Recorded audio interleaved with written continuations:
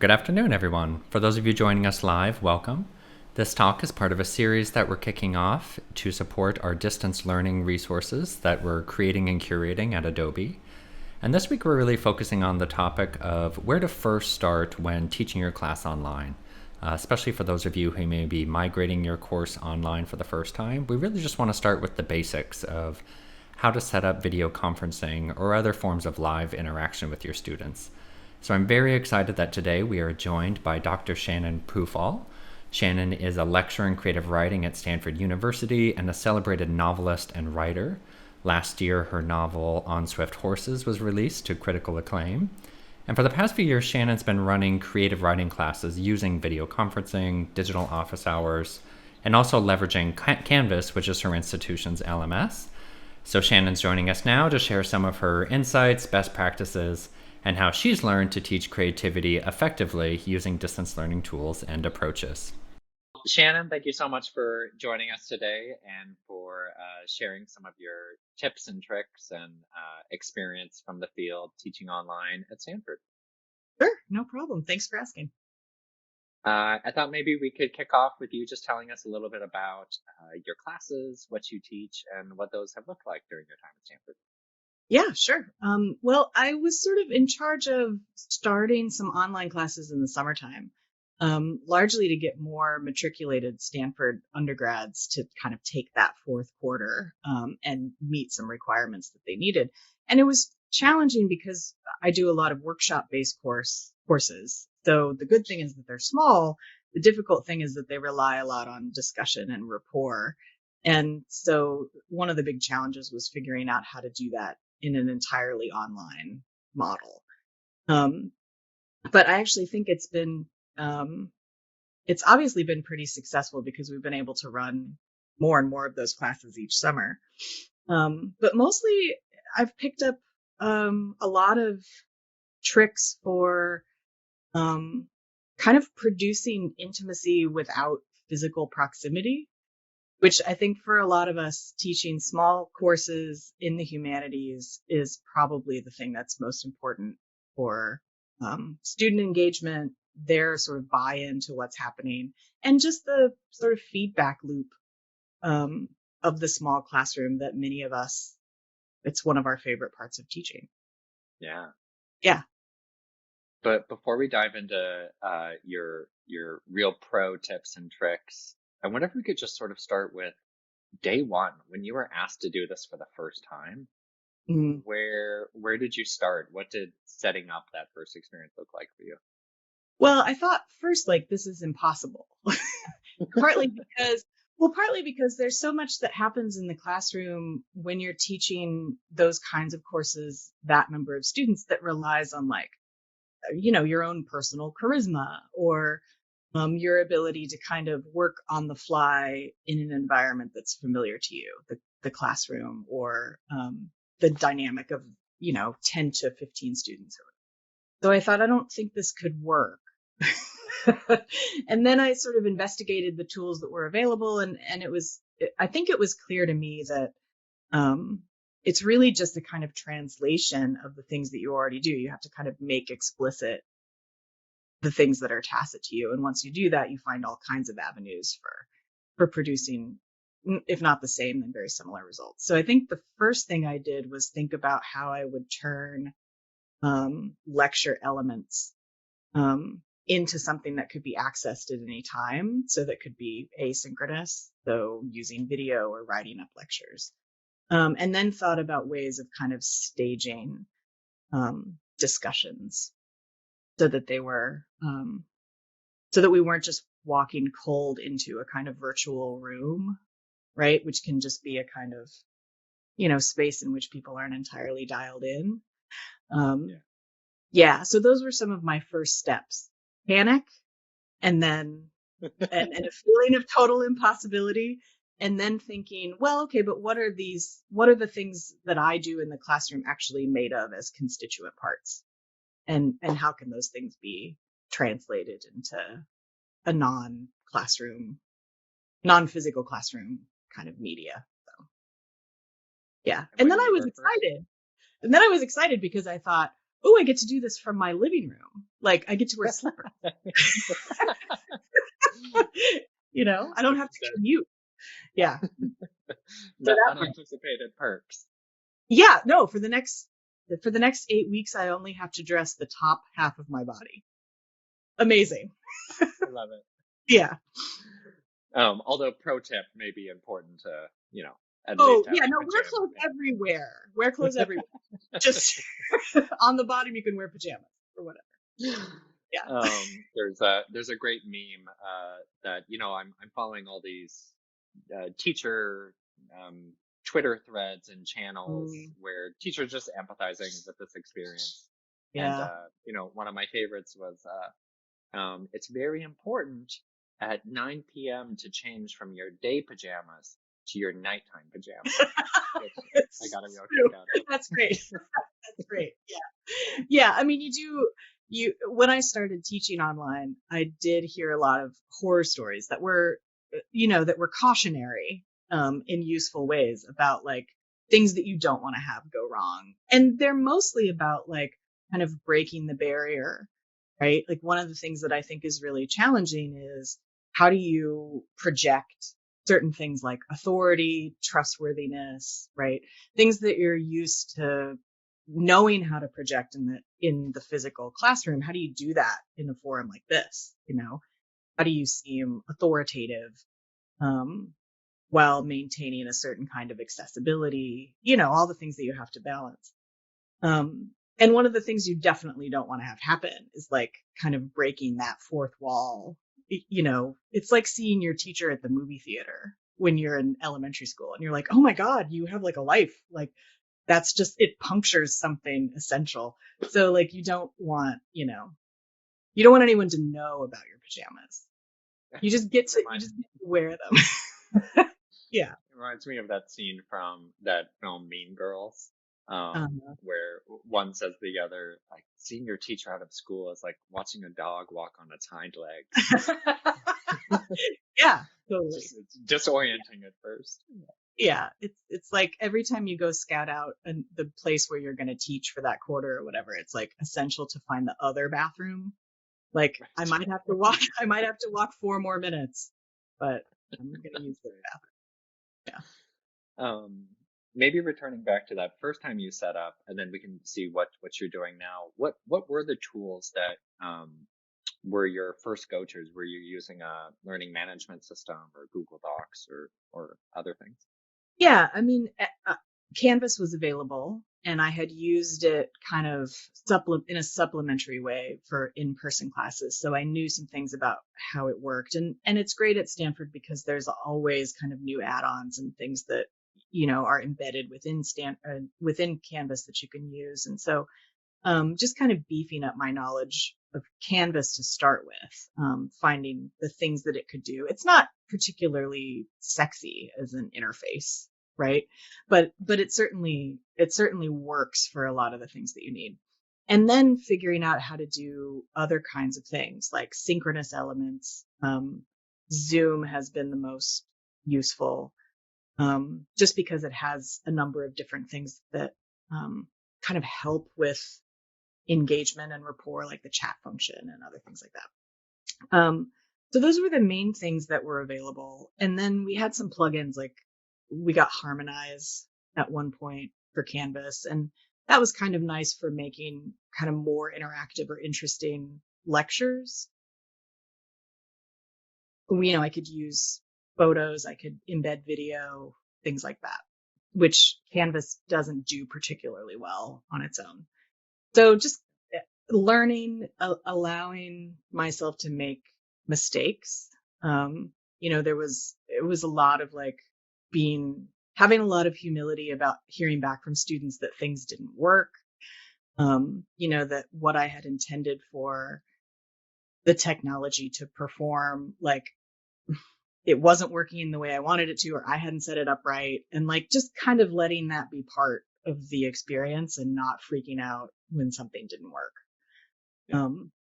Yeah, that was a lot of it. And then you just sort of figure it out by trial and error. I've found that now, having done this for several years and also integrating aspects of it into my in-person classes, that I use Google Docs quite a lot, partly because so many of the students learned how to use those as a primary kind of word processing tool in high school. So me figuring out how to how to use technology that they were already using, I think has been helpful. It's kind of broken down that barrier to between us, you know, where we both feel like we're kind of onboarding, you know, like we're starting this class and none of us know how anything works. I think giving them the opportunity to use tools that they were already really familiar and comfortable with has been helpful too. Um, it's funny, that reminds me of when I was teaching high school. Myself, like many other teachers, sometimes you're asked very last minute to teach a new class, like an AP class. And so you'll have a teacher whose background is history, and then they're asked, hey, could you teach AP psychology? And there's always two approaches where you can say, all right, I'm going to pretend I can teach college level psychology and fake it, or I can just be honest with my students and say, this is new for me too, so we're going to learn together. Mm-hmm. Let's have a lot of empathy and all be first time learners. Oh, absolutely. And I think especially in this particular historical moment, right? That kind of empathy and sort of kindness and patience is just, I always sort of err on that side, right? That sort of option, which is like, okay, so here's an unprecedented situation that we're all thrown into together. And like, we still have these sort of learning outcomes that we want to meet, but like, it's also changed students' expectations about what kind of experience they're going to have and what their, what the end of their, say, senior year is going to look like. And how are you going to approach them as whole people and say like, all right, you're having this huge experience and I have to have expectations of your performance. And you should have expectations of mine. But like, let's just start out by suggesting that maybe none of us really know what's going on, and like, let's start from that point. And like, we don't know what's going to happen, but like, I'm still going to try to teach you about poetry for 10 weeks and hopefully we'll succeed at some of that. Yeah. You referenced some Canvas LMS plugins. At the end of this video, I'll loop back to that and talk to everyone watching about some of Adobe's plugins for Spark and Creative Cloud and how those integrate into Canvas. But Yeah. I'm curious if we could shift to some of the advice that you've shared with me about teleconferencing. So when you open up Zoom, that's new for a lot of folks. Maybe they FaceTime their friends, but they're not quite used to using those tools in a classroom setting. What were some of the first things you learned that are essential, for Zoom, or we're using Blue Jeans on this call, whatever the video conferencing tool is? What were some of the tips that you learned that you might share with others doing this for the first time? Yeah, first, I think, is not to presume that students know how to use the sort of interfacing technology or whatever that that you're using. I think it's often true that, all my students now are like 20 years younger than I am. I assume that they know how to do everything. So I think I'm always interested in creating kind of low stakes kind of lead-ins to anything big that we're going to do as a class, whether it's a writing assignment or, some way that we perform discussion or something like that in class. So I think the first thing that I figured out pretty early was that I needed to set up like short kind of introductory meetings that were really just about learning how to use the technology itself. How are you going to raise your hand? How are you going to signal that you have something to add? How to mute your microphone? Like, how to set up your webcam in a way that that sort of maximizes your presence. And speaking of which, for those of you watching, I don't know if you can tell, but as Shannon's talking, I'm muting my microphone just to protect excellent background. I have a young golden retriever running around making a lot of noise. So pro tip, I learned to mute my microphone when not speaking. Yeah. And often you can, in those interfaces, like if someone unmutes their microphone, then they'll immediately come forward, like that happens in Zoom. And that actually can help Anyway, but you'll figure it out. I think the idea is like mess around with it, but also don't be afraid to invite students to mess around with it with you before you're actually trying to run a discussion on the week's reading or a lesson or something like that. Because I think it's really about kind of minimizing the presence and the interference of the technology itself. What you want it to feel like is an intimate conversation between people with a shared objective, and not everybody trying to figure out like how something works and, how to perform basic functions. So that's one thing I learned, like create kind of low stakes tutorials for using some of the technology that's required for an online class. Remember the second thing I was going to say.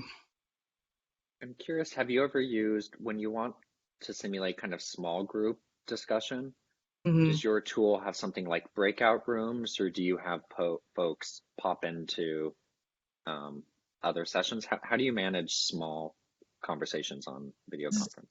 Zoom has a function where you can do sort of small group breakouts, and that's something that I do a lot in class to kind of give students, again, kind of building in sort of low stakes elements, like gives them the opportunity to talk to each other before then they have to talk to the whole class, before they have to talk to me. So Zoom has a function that allows you to do small groups. You can also set up separate chats between just certain participants. And I find that really useful for kind of simulating a lot of the things that I would do in like an in-person class. Shannon, you have a really great Spark page that you made, which is linked to below for those of you who are watching, where you give this amazing metaphor for online teaching from the TV show 30 Rock, using this reference of a trifection oven and 3 kinds of heat. I found that not just endearing and funny, but also really helpful. Maybe you could walk us through what that metaphor means and how you came up with it. Sure. Yeah, I mean, I often think about this, like what this needs is the third heat, right? I like the metaphor quite a bit because it's often about kind of bringing in some element that hadn't really occurred to you in a practical way, or the third heat is like the sort of magic or ephemeral or intangible. And I think one thing that people and can you, for those who haven't seen the episode, sure. You ground us in what the third heat refers to? Yeah, so in the show, Jack Donaghy, who's this kind of big executive at GE, he's found himself in charge of East Coast television and microwave oven programming, which is also just a great phrase. But he's trying to kind of improve the television part, and he's using the microwave oven as an example of this sort of great invention where the GE trivection oven uses thermal heat, microwave heat, and convection, right, as a way of cooking food 5 times faster. And he's suggesting that what the television show needs is a third kind of heat. Right now it only has 2. And that if it had the third one, then it would be like this sort of amazing thing. So I think for me, it's really about like, how do you bring into an online classroom the kind of intangible element? You have the practical, which is, you have your own lessons, you have your own learning goals. The things that you know as a teacher about how to engage students, about the kinds of lessons that generate responses that are really useful for students. So you have that part of it, and then you have you have your general part of it, which is like, well, we do this in a classroom, or we do this in person, or this is how office hours work, and there's this time frame in which I'm physically available. And so really what you're figuring out is like, how do I translate those 2 elements that I'm so accustomed to into this kind of third thing, which is how to take all of that out of the in-person environment and put it online. So I think for me, it's really about like, let's break this down. What is it that actually happens in a classroom? What is it that actually happens in the classes you teach? Because there's always an analog, right? So I think for me, it's it was really the breakthrough for me in my own online teaching was about figuring out that the thing that really mattered was rapport and intimacy, and that with rapport and intimacy, students had much greater buy-in to whatever it was we were doing. And I think what's often intimidating for teachers sort of making a move to online is figuring out how on earth that's something they're going to produce. How do you motivate students using the kind of accountability that comes from caring about each other or comes from being invested in each other's work? So I don't know if that answers your question about 3 heats. But I think for me, what I wanted to figure out was like, how do you articulate the production of that? And how do you articulate the production of that, particularly when you can't use traditional methods to produce it? Yeah.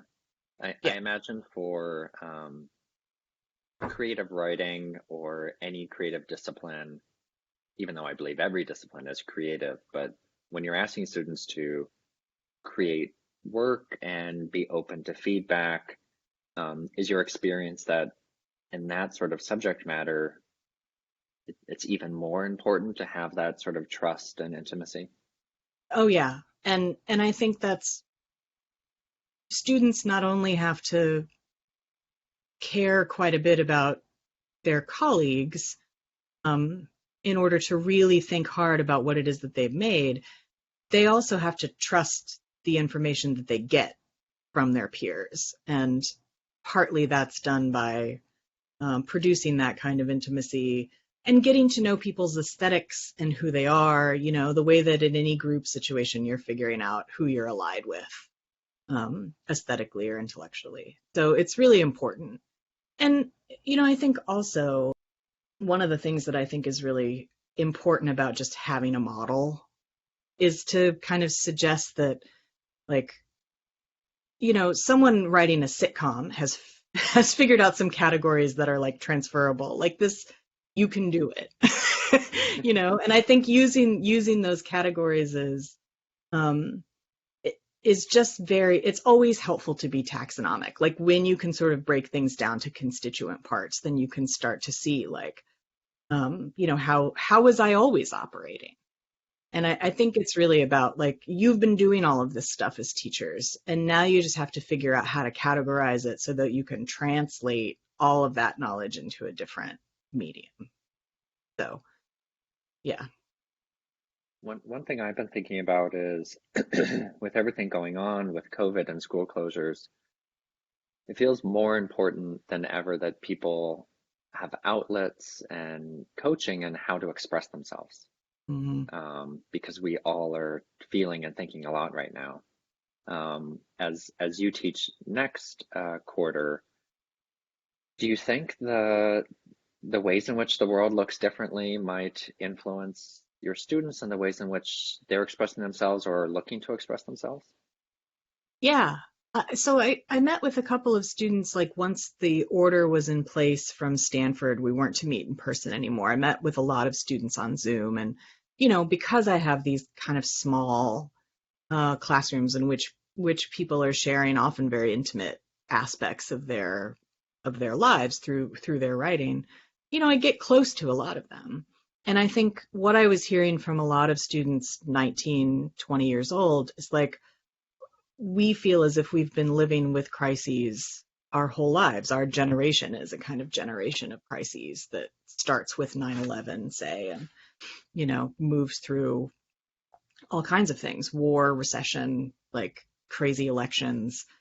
And I think there's a way in which they've built up certain kinds of defenses against the sense of that perpetuity, the sense of that sort of crisis perpetuity.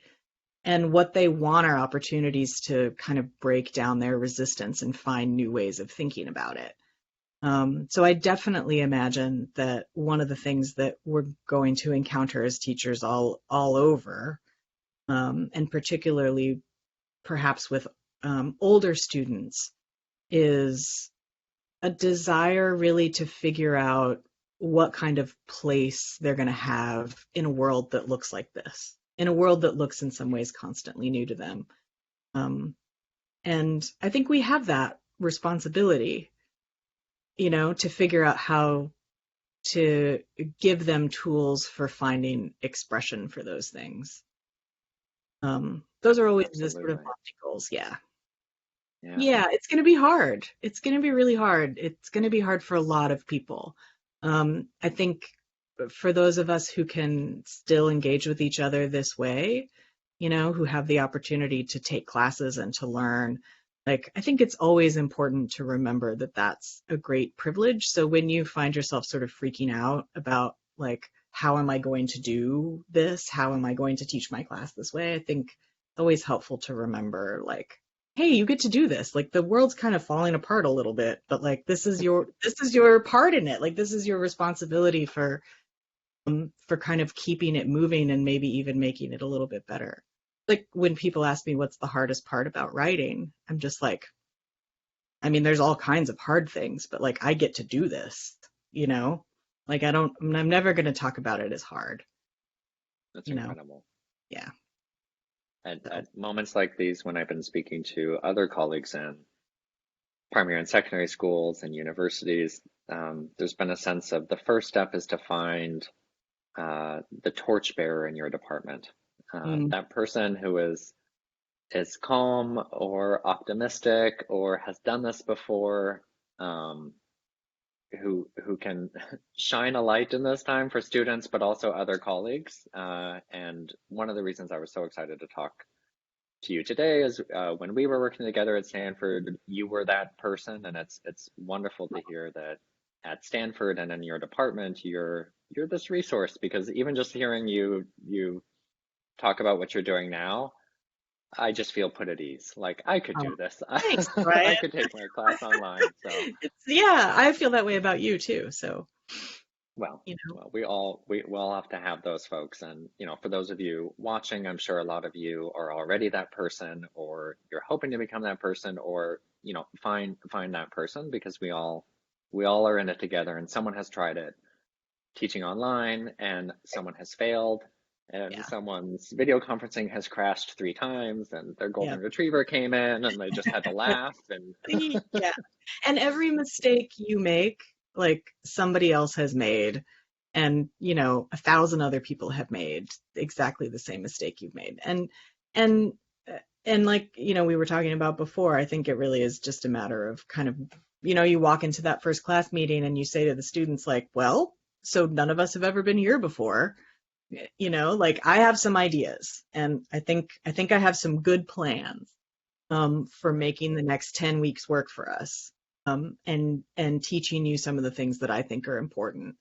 But it's not going to be straightforward. So, when a link doesn't work, or when I've done something completely asinine, and put up the wrong video of my dog instead of, like, then just let me know. It's fine. Like, I anticipate a few errors. And what great empathy setting for the kinds of things you teach, where students are really taking a risk and trying something new for the first time. And, you can't be creative and innovative without failing occasionally, or you're not truly innovating if you're not stumbling here or there and finding your way through. So yeah, what great empathy for taking a risk in the ways in which you're trying new things online, and taking a risk in your writing or the ways you're expressing yourself creatively.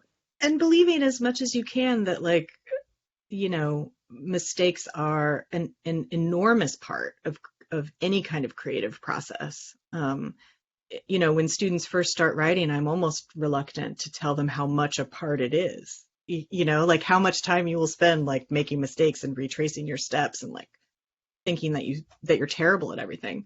But I think teaching is the same. Teaching is a creative process, and it's a creative process that, students are involved in with you.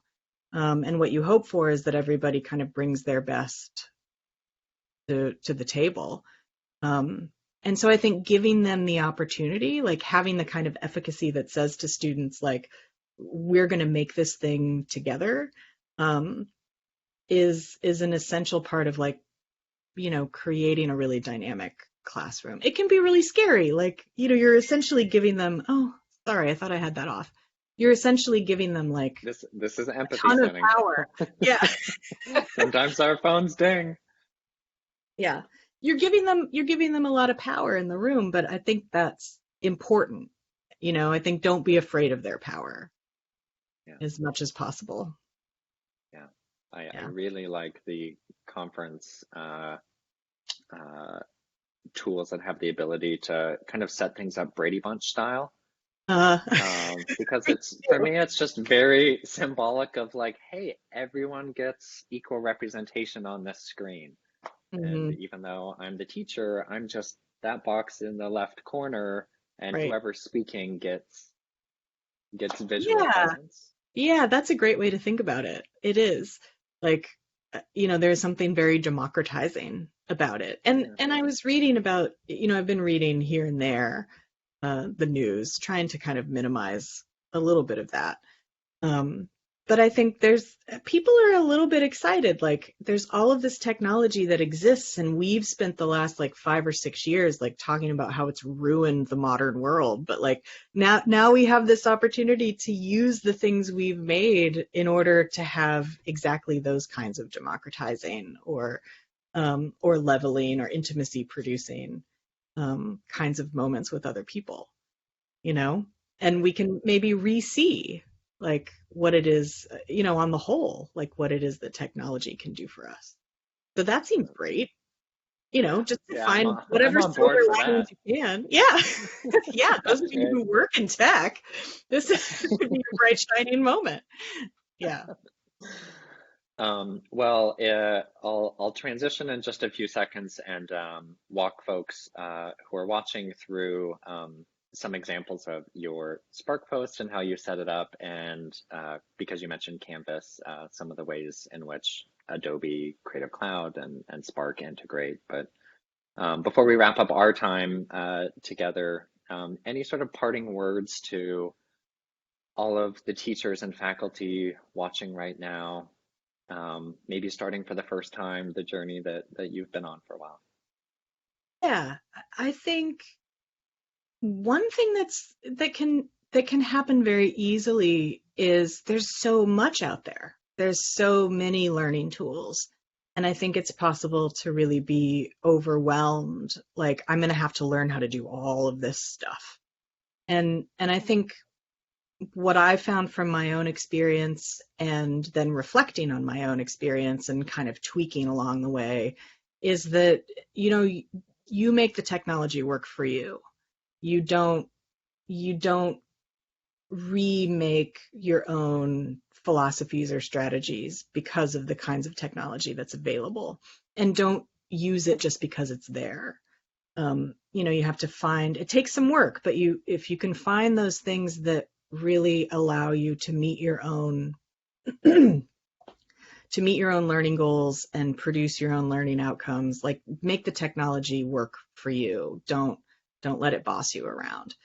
Um, and I think that's probably the most important. And, don't panic. Like, think of this as an opportunity to do new things, to maybe re-enliven your teaching. Like, maybe you had gotten a little tired of, Ode on a Grecian Urn. Like, now you have an opportunity.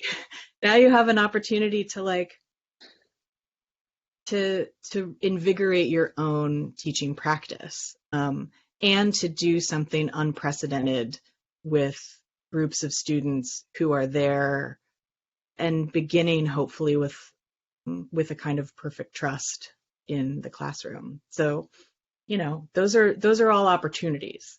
They're not barriers. So I think thinking of it that way is incredibly useful, and something we all need at this particular moment.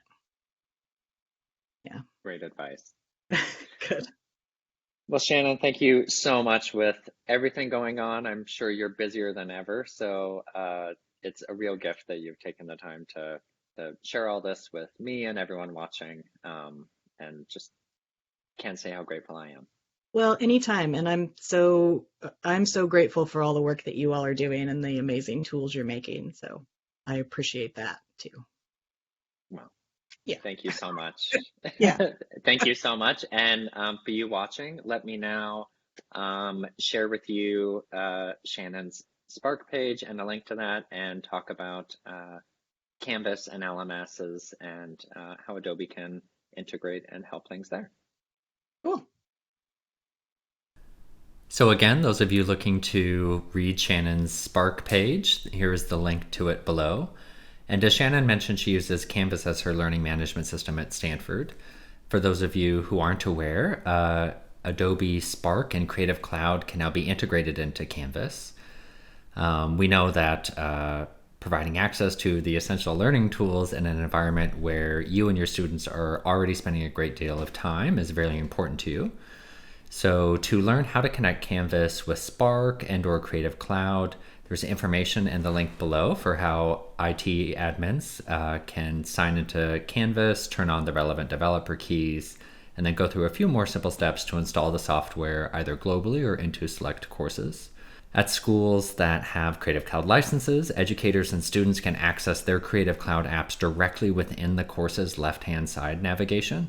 They can then sign in, see the apps that are available to them, and even launch the latest apps from within Canvas, which is really cool. And at schools that have Spark licenses, teachers and students can sign in and access Spark right from inside Canvas. So educators can create assignments using Spark, starting either with templates or open-ended web pages, videos, or graphics. And they can then enter assignment names, add instructions for students, and send Spark assignments directly through Canvas. Students can then open up those assignments in Spark Online, complete the work, and then turn them in with just a few clicks. And the Spark assignments will be frozen at the time of submission so that educators can easily view and comment on them in Canvas Speed Grader. So to learn more about the integration between Canvas and Adobe tools, and to see steps for signing in, creating assignments, and more, you can read the article linked to in the description below. Going to Adobe Support Help X site, you can read our official blog post linked to below, or watch the link to Spark video explaining the integration. So again, thank you all so much for joining us today. Thanks again to Shannon Pufahl for sharing her insights. And as I mentioned at the beginning of this webinar, this is part of a series of talks we're doing focused on distance learning and setting teachers and faculty up for success. To view all of our distance learning resources, you can view the link below. And we're adding to those resources, including upcoming talks and webinars in the weeks ahead. Thank you all for tuning in, and until next time, be well. Hi everyone, thanks for watching. Click the link in the description below to explore more free online professional development, and click the link on screen to subscribe to the channel for more videos.